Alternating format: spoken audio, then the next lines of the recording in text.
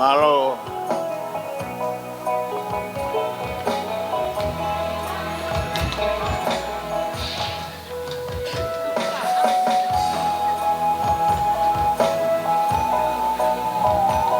Malo.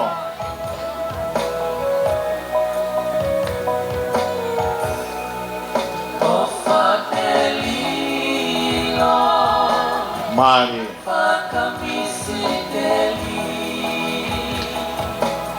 Alamaite.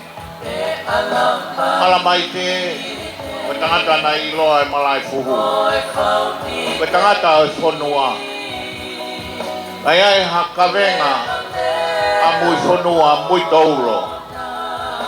Na ilo ay alamaite. Na kay fai maite ya hamea. Ke mata hoa he ono family.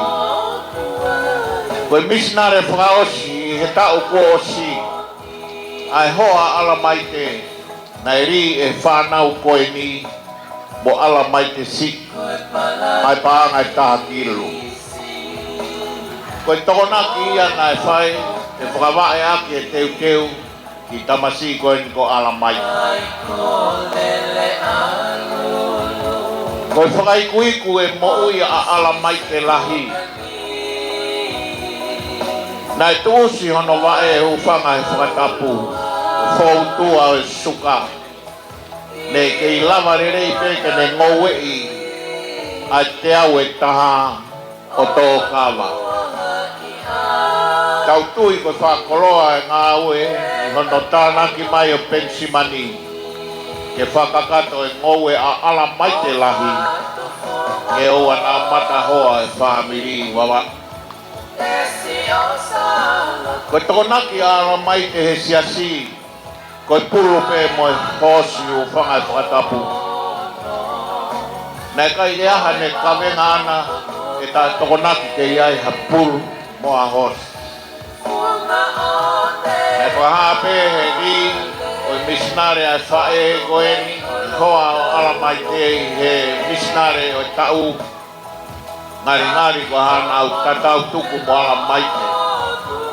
Ko tō mai e whanau ki muri. Ko osi mai mo e whangamoko puna ki e otu muri. Nana u whakakato ai e whatongia o e whae ki e siasi. Hange koe ana kulawe ki ai.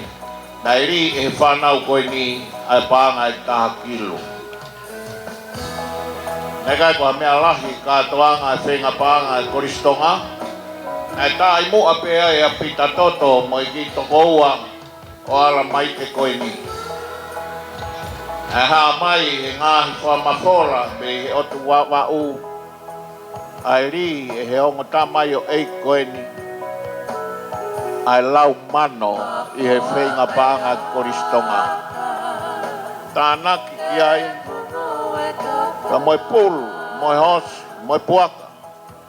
Ke awe pe ko hono kakei. Oi ofa e whamiri koe ni he whenga pānga e korisi.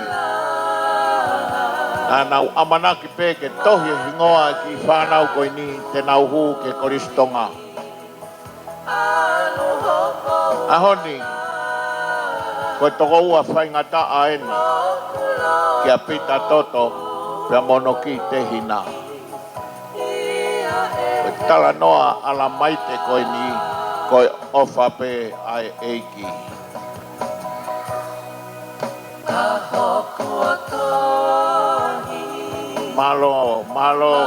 Malo siu. Malo atu ke family. Malo e ware i atama.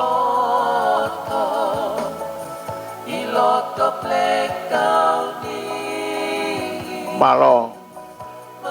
Kiche.